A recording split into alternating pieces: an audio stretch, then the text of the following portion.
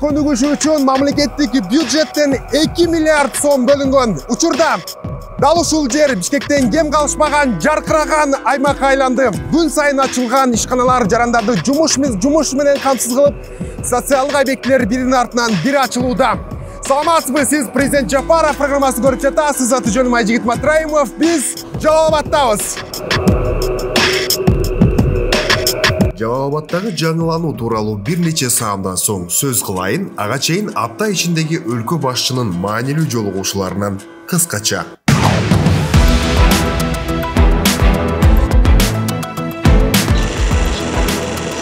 9 апрель өлкө башчы Кыргызстанга иш сапары менен келген Казакстандын премьер-министри Олжас Бектеновду кабыл алып, эки өлкө ортосундагы өз ара кызыкчылыкты туудурган саясий, соода-экономикалык, суу-энергетикалык жана башка тармактарда кызматташууну тереңдетүү боюнча пикир алышты. Сиздерге белгилүү болгондой, биздин мамлекеттердин ортосунда эч кандай саясий жана аймактык карама-каршылыктар жок. Албетте, эки тараптуу мамилелерибизде бир катар актуалдуу маселелер бар. Алар өкмөттүк деңгээлде эки өлкөнүн, эки элдин кызыкчылыгын эске алуу менен туруктуу түрдө чечилип туруш керек деп эсептейм. Достукту чыңда деген сөз бар. Биз да кыргыз-казак достугун чыңдайлы, бекем туралы. Кыргыз-казак боорум деп мактанса, казак-кыргыз бауырум деп мактанса сыймыктанам. Ошого умтулалы. Кыргызстан Казакстан үчүн өңүрдөгү эң жакын әрі бауырлас мемлекет. Бұл ретте сіздің Қазақстанға алдағы ресми сапарыңыз екі ел әріптестігін одан әрі нығайтуға елеулі серпін беретіні сөзсіз. Эки тараптын акыркы жылдары мамлекеттер ортосундагы товар жүгүртүүнүн ырааттуу өсүшүн баса белгилеп, биргелешкен инвестициялык жана өнөр жай долбоорлорун жүргүзүүнүн эсебинен өз ара сооданы 2 миллиард АКШ долларына жеткирүүгө мындан арадагы умтуларын, ага кызыктар экендиктерин билдиришти.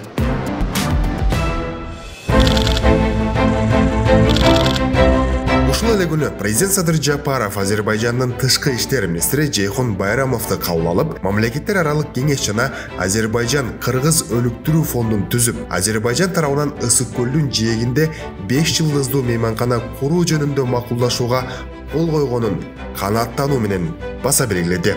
Последние годы стали прорывными в истории двусторонних отношений. В 2022 году были проведены 2 визита на высшем уровне с интервалом между ними в 6 месяцев. Были урегулированы все вопросы, тормозящие развитие сотрудничества между двумя странами. Стороны установили уровень стратегического партнерства. И мы в Азербайджане с нетерпением ждем вашего государственного визита. И сегодня значительная часть наших переговоров она была посвящена именно вопросам подготовки к вашему визиту. Тараптар Кыргызстан менен Азербайжан кызматташтыкты кеңейтүү боюнча Азербайжан-Кыргыз өнүктүрүү фонду натыйжалуу платформа болуп саналарын, анын жардамы менен ар кандай тармактарда артыкчылыктуу долбоорлорду ишке ашыруу пландаштырылганын белгилешти. رمضان شهر الرحمة والغفران الله أكبر 10 апрель президент Садыр Жапаров Бишкектеги имам Сарахси атындагы мечитте айт намазга катышып, мечитке келгендер менен бирге намаз окуду.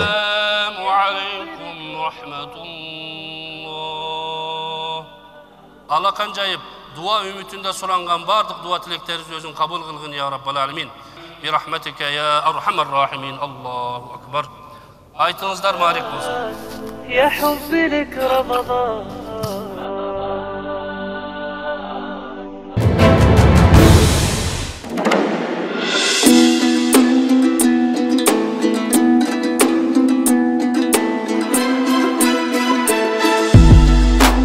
Президент Садыр Жапаров Жалал-Абад облусуна иш сапарына келери менен дароо эле улагадан өлкө башчы жергиликтүү бийлик менен облустун социалдык экономикалык өнүгүүсү тууралуу пикир алышты. Анда президентке өткөн жылы аткарылган иштер жана быйылкы пландар тууралуу маалымат беришти. На территории парка будет 4 основные зоны. Это зона зеленого лабиринта с сухими фонтанами. Это центральная зона, где будет расположен фонтан, арка, амфитеатр и сцена для презентации. Это зона детских площадок от 1 до 7 лет. Жолугушуда президентке Кыргызстан менен Россиянын аймактарынын достук паркынын долбоору тууралуу маалымат берилди. Сейилбактын жалпы аянты 8 гектар, ал эми долбоордун жалпы баасы $2 миллион түзөт. Бүгүнкү күндө парктын башкы планы макулдашылып, жер иштери башталды.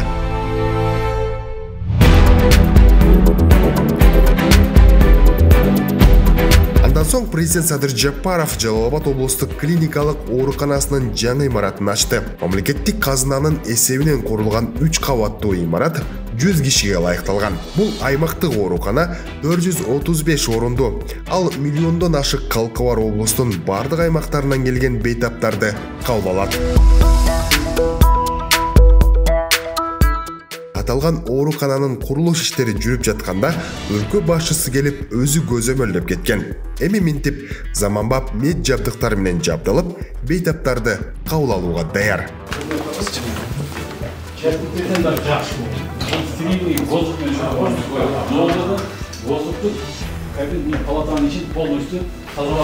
Садыр Жапаров жергиликтүү тургундарды оорукананын жаңы имаратынын ачылышы менен куттуктап, жарандардын саламаттыгы мамлекеттик саясаттын артыкчылыктуу багыттарынын бири экенин баса белгиледи.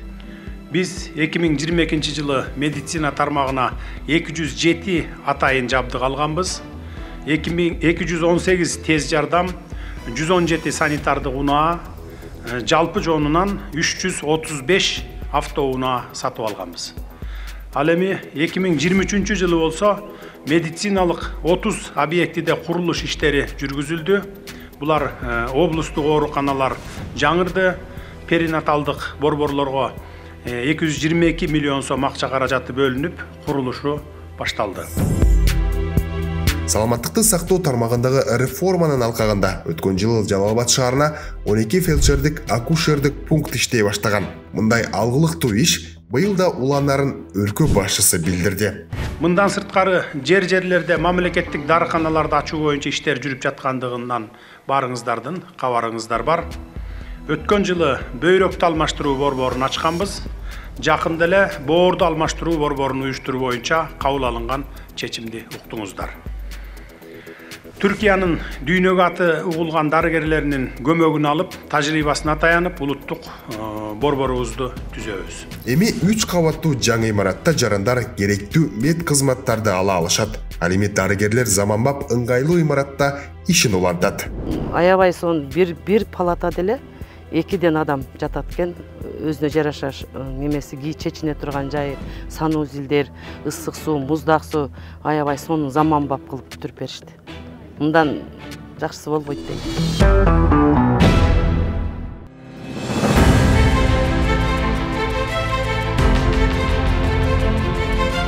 Муну менен катар президент Баыр атындагы облустук кургак учукка каршы күрөшүү борборунун жаңы имаратын ачты. Буга чейин борбор жараксыз абалга кептелип, чопо, жыгач сыяктуу материалдардан турган имаратта жайгашып келген. Учурдагы жаңы имарат эл аралык стандарттарга жана инфекцияны көзөмөлдөө чараларына толук жооп берет. Ал 96 бейтапка ылайыкталган. Историяларга түшөт. Азыр бүт ушундай техникаларды алып келип медицинада силер 50-жыл аппараттарды колдонуп жүрсүңөр. 50 жыл колдонгон аппарат. Жок, жакында дагы аппарат берген. Бүт баарын тазалап, азыр жаңы имарат менен таанышкан өлкө башчы мед кызматкерлери менен пикир алышып, кызыктырган суроолоруна жооп берди.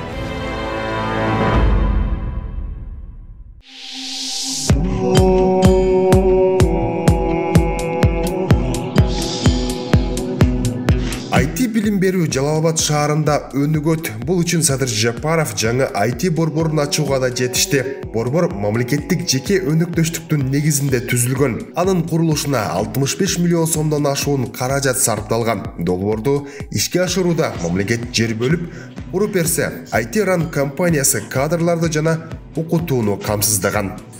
Жана анастары мэрия менен биргеликте ошо аз камсыз бөлгөн үй бүлөлөрдүн балдарына окутуу үчүн жыл сайын 10 гранттык место бөлдүк Жалал Абад шаарында.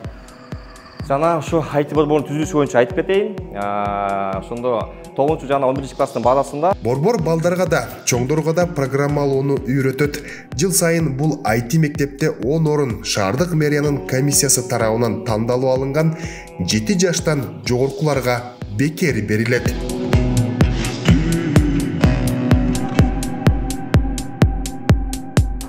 Менин оюмча 6 айдын ичинде башталуучу адис болуп чыкканга ишенем.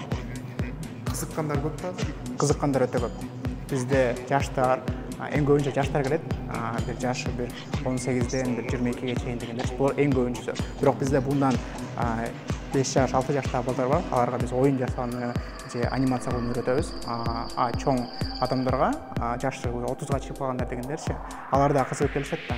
Биз ошолорго коммерциялык приложенияларды жасашты үйрөтөбүз. Өз кезегинде президент Садыр Жапаров IT тармагын өнүктүрүү мамлекеттик саясаттын негизги артыкчылыктарынын бири экенин белгиледи.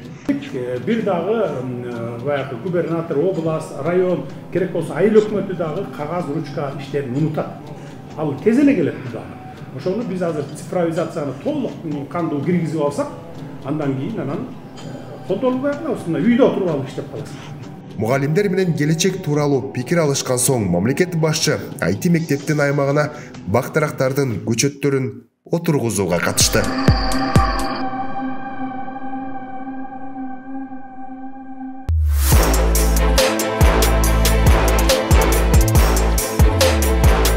Садыр Жапаровдун иш сапарынын программасы абдан тыгыз болду.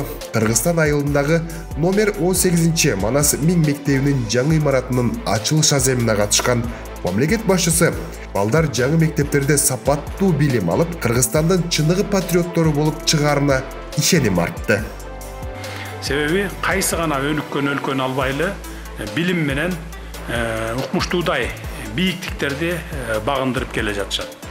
Ошондуктан мен биздин билимдүү жаштарыбыз мамлекетибиздин келечеги, улутубуздун уңгусу, өлкөбүздүн байлыгы деп баса белгилеп айтаар элем.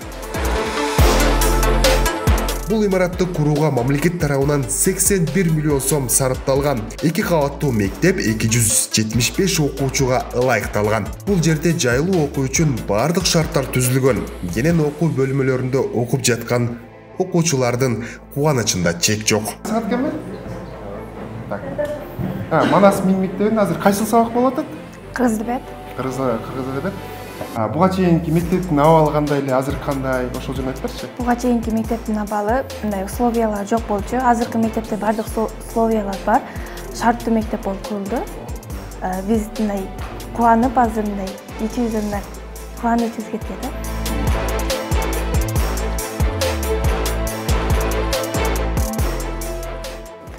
Келечекте ким болгон келет? Келечекте президент болгон. Президент болгон келет, э? Президент, келечекте президент азыркы президентке мындай ушундай жаңы мектеп салып берип атканына мындай рахмат айтабы? Айтат. Президент ушундай чоң мектеп койгонуна кубанычтабыз абдан. Келечектеги президент окуган жаңы ачылган бул мектепте мамлекет башчынын катышуусунда Созак районундагы 3 мектеп онлайн режиминде ачылды.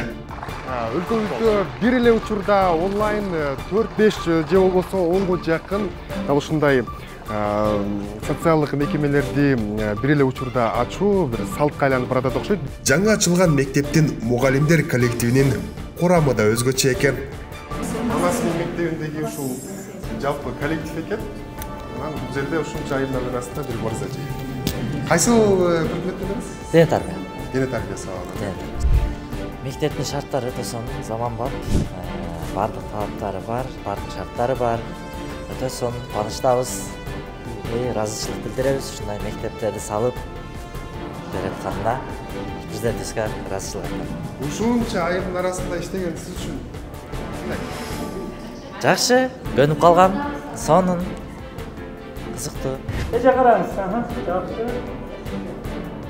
Ишеler жумай коңуздар. Мугалимдер менен эстелик үчүн сүрөткө түшкөн соң мамлекет башчысы жергиликтүүлөр менен пикир алышты. Allah sizi kısık hareketlerden özü saklasın, özü korugan olsun. Rabbena la tuzu kulubana ba'da iz hadaytana ve hab lana min ledunke rahmeten inneke entel vehhab. Allah den sağlık versin.